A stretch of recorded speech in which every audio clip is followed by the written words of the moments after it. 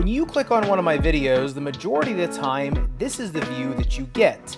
However, what most of you don't know is this is the view that I get. And like I'm guessing is the case with most YouTubers, what you see is a pretty curated set, and then off to the back is either storage or other areas of the room or who knows what. In my case, it's an ever-encroaching rat's nest of shoe boxes filled with half shoes, my kids' Legos, my editing table, and various other random items. What you are also probably used to seeing is an empty gym floor that I play basketball and pickleball on, and one of 3 or 4 tennis courts that I usually find myself shooting videos on.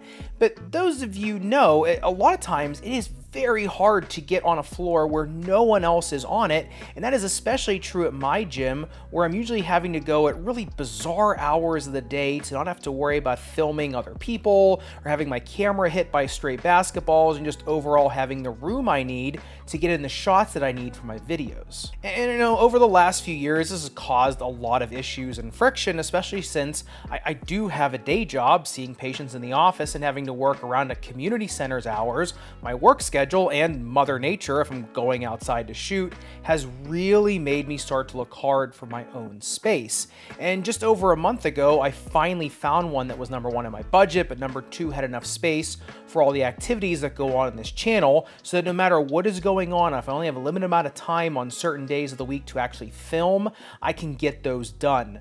So now comes the daunting task of taking down my studio, packing everything up, and getting it out of the basement so we can finally start using the finished half of our basement. Now, I was supposed to move into this space about a week and a half ago and be able to take my time putting it together and setting things up. However, after getting back from the Paris Olympics and my wife and I contracting roseola of all illnesses, which is usually a children's disease, but for some reason hit us like a ton of bricks, and having quite a few shoes that have just come in the mail for me to review, I really only have a few days to get this space up and running. So from Thursday through Sunday, the only things I'm going to be doing are working on this studio so that by Monday, hopefully I can get back to business as usual on this channel, but in a new space. All right, so let me take you for a little bit of a grand tour of the space. Now, there's not much to look at this point. This is a 20 by 30 foot space, and the ceilings are a little over 15 feet high. Then obviously it drops down, let me pull this back, it drops down where the actual garage door comes. So now I roll this thing over. This was the best thing I've ever bought, this rolling camera stand. Now I bought this hoop. This hoop is actually like $1,800 online, new. I got it for $500 on Facebook Marketplace, and it is really heavy duty. And the nice thing is it's not really wobbly like just a traditional movable one you see in people's driveways, but it can move if you pull this little latch down. But then once you set it in place, it's in place, and it goes all the way up. And at 10 feet, you can get a decent arc. It's weird though, because the ceilings are a little low, right, versus a traditional gym, it makes it look like this thing is so high in the air just because of it's an optical illusion. So I kept having to measure it, thinking like, isn't it a little high? But no, it was at 10 feet. I kind of thought in the beginning it wasn't gonna jut out as much, or maybe I would build something to put it on. You can't drill into these walls. That is the one thing about this place. We've marked along the walls, there's gonna be a tennis and pickleball hitting wall over here. And what I'm hoping is either that where I have the floor, the ball just bounces over it and hits the concrete, and then I hit it over there, or we'll see when the floor comes. I just might need to order more and make almost the entire thing hardwood equivalent, and then right at the very end is where I would stand on concrete, and that's where I would test the shoes out over here. The next thing I wanted to show you is on this wall here. Obviously, as you can hear, there's a huge echo in this space, which, if you remember the old studio, it was yesterday, but in the old studio, there's no echo. There's carpet on the floor. I had AstroTurf on the floor. I had boxes of shoes everywhere there. So there was no reverb whatsoever. In here, there's a ton. Now the thing is, I can't drill into the walls, and I can't just cover this entire space in foam. I mean, it would, first of all, it'd look weird, and second of all, it's just not practical. Now, my thought is to put command strips on the wall and actually use the shoes as decoration as well as sound dampening. And I'm gonna start hanging up half pairs of shoes on the wall, and I see how progressively better the echo gets in here. So one thing I noticed about putting these up is, well, number one, it takes a lot of command strips to put the forefoot and the rear foot on the wall. But number two is I've forgotten that I used to always cut the right foot, and then I realized it was easier to film the thumbnails if I had the right foot intact, and I would, cut the left shoe. So, about a couple years ago, I started, cutting the left. So now I got to make it look like it's intentional. Where some of these shoes, it's the left and some it's the right. I think it's going okay, but it's kind of interesting to remember how I used to always cut right. Now I always cut left, and it was just for ease of thumbnail. There's really no other reason. So, all right, back to work. Hello, hello, hello. Yeah, it's still absolutely horrible. Okay.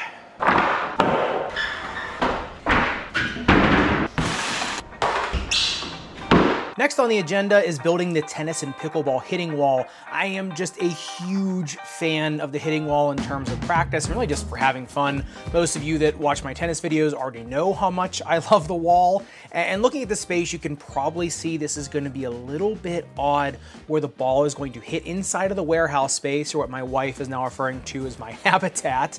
And then I will actually have to hit from outside of that warehouse space. So I'm going to have to be pretty accurate and precise when it comes to using this wall to get a consistent ball bounce where I want it, especially if the desk that I'm using to film the review portions of these videos is going to be as big as I think it's going to be once completely built. Obviously, this isn't a DIY tennis wall channel, so if you want to see the full build of this, it'll be over on the Dubs channel. If you want to check that out, I'll leave a link in the description below, and that video will be coming out pretty soon. Now for the paint, this is actually the same tennis court paint that I used on the tennis grip test ramp, and that's so I could maybe get somewhat of a more true profile of the ball when it's coming off of the wall. I don't know if that's complete nonsense or not, but I thought it'd be fun to try out. All right, well, now that I've got the tennis wall leaned at the degree that I want it to for my bounce, I now know how much space I have for the basketball floor, and it is time to put down the underlayment. And I chose this particular underlayment because it is very shock absorbing, so it should help out my joints, hopefully against this a little bit more unforgiving concrete floor. So I've got a perfectly good brand new rubber mallet, but it's at home. I don't feel like going home. I've already been here enough. So never underestimate the power of a roll of duct tape and laziness.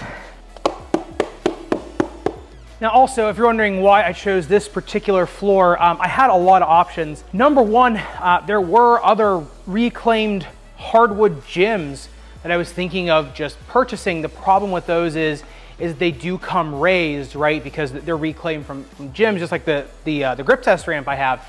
That raises the floor up quite a bit, and I want a little more of a smooth transition because I want to be able to use the concrete and the quote unquote hardwood surface a little bit more interchangeably. I don't want to be jumping off basically a platform coming off of it. I don't want to be stepping over the abyss and then busting my ankle. So that was number one. Number two, they're incredibly expensive. Number three, it's the upkeep on hardwood, right? This is not a moisture controlled environment.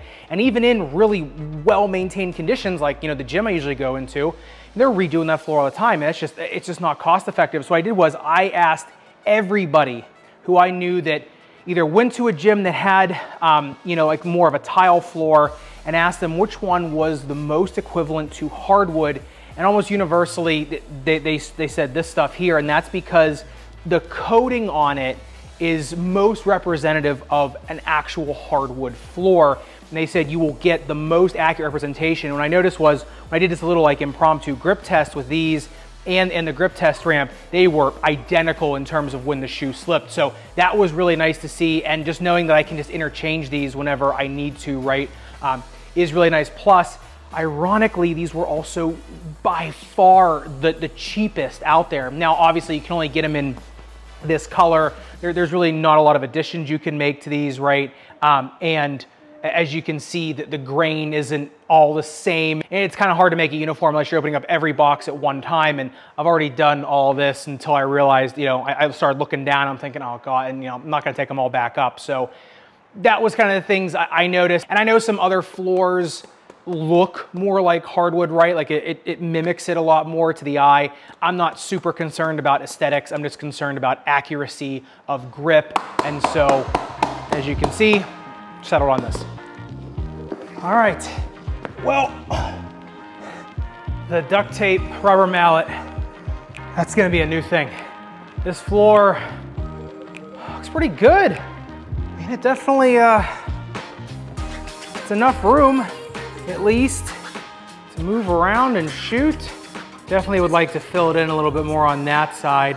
I mean, it's under the back behind the hoop anyway, so it's not gonna be that big of a deal, but just for aesthetics. But overall, I like it. Let's test it out. All right, this isn't my complete review on these. I mean, obviously that video will be coming out. But one thing I do notice about the 12s, the last eyelet, much better lockdown here on the anterior ankle than previous Currys. So I have high hopes, but we'll see. This is my first time in them.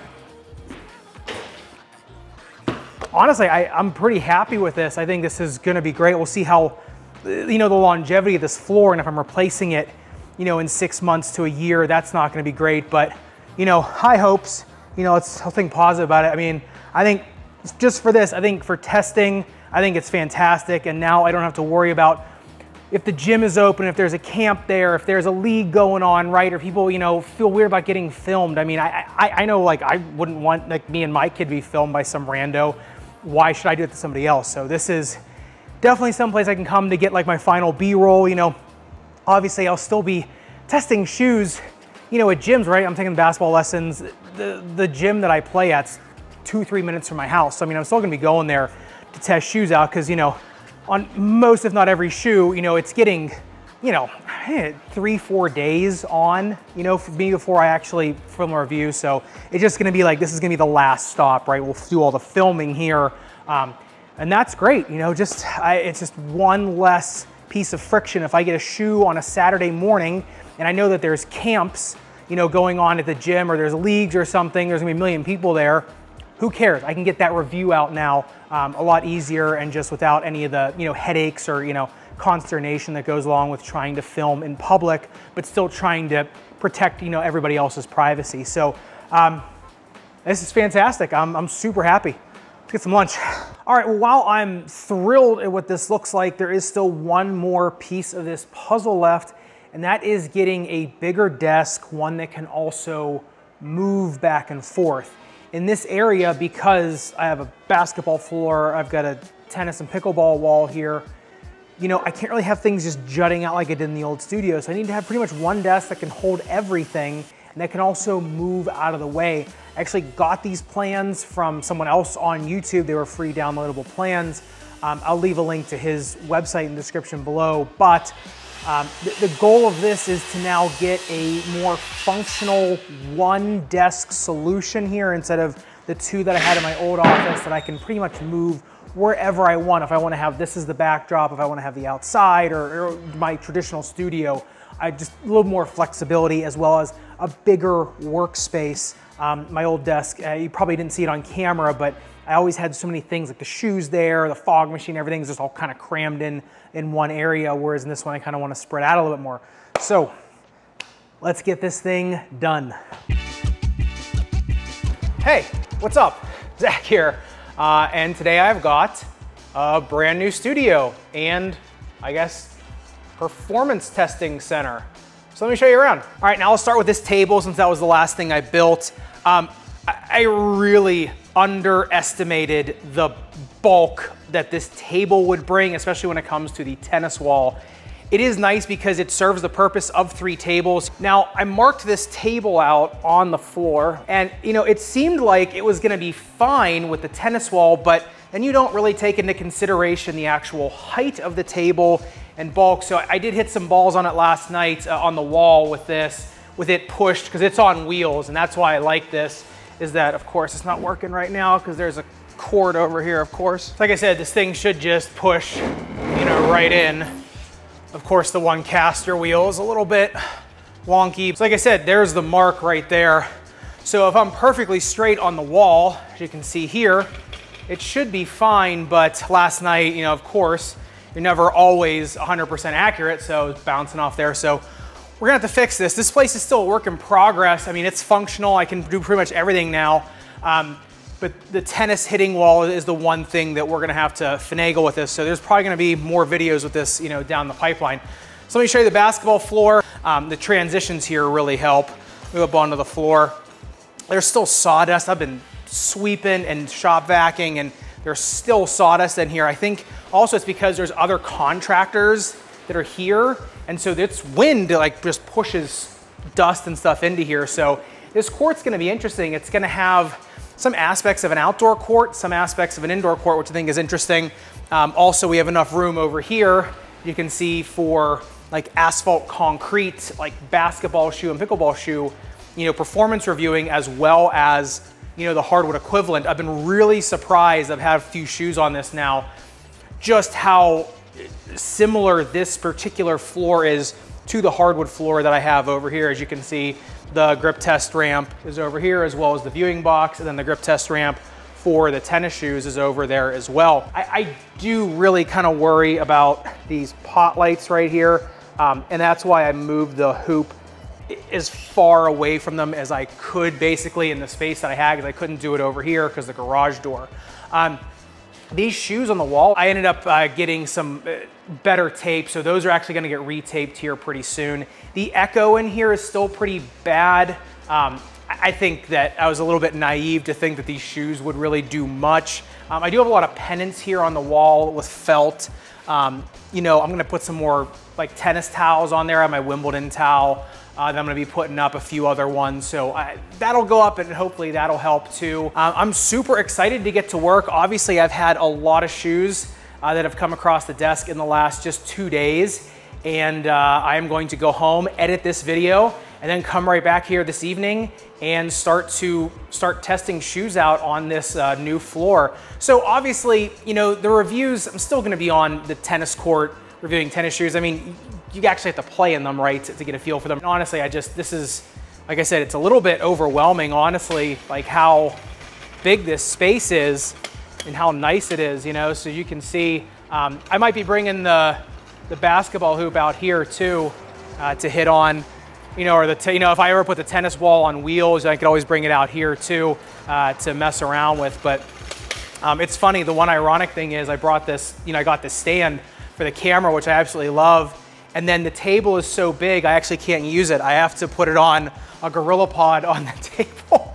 But this will be cool just to go in and around the studio. So I'd love to hear your thoughts on the studio. Also, if you have any more ideas for sound dampening that does not include a bunch of foam, and does not include me, like, you know, drilling into the wall, which I obviously can't do. If you got any other ideas for dampening the tennis wall, I'm actually probably gonna put that video up on the Dubs channel, just kind of the full, you know, tennis wall build. Obviously, this is not a DIY channel. I just kind of wanted to give, you know, a taste for, you know, how I did all this. And if you're ever interested in trying to do a space-saving tennis wall or a completely, you know, enormous workbench that you absolutely don't need because you're not doing any woodworking and all you're doing is reviewing shoes. But yeah, I'm super excited to make videos in this area. I am super excited to kind of share this with you, and to make more videos about this space as this space evolves, right?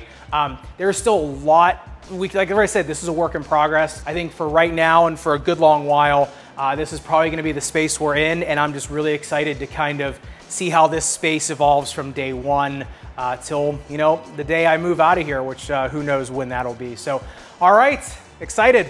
Respect, rubber, and foam. I'll see you somewhere in the Sneakerverse.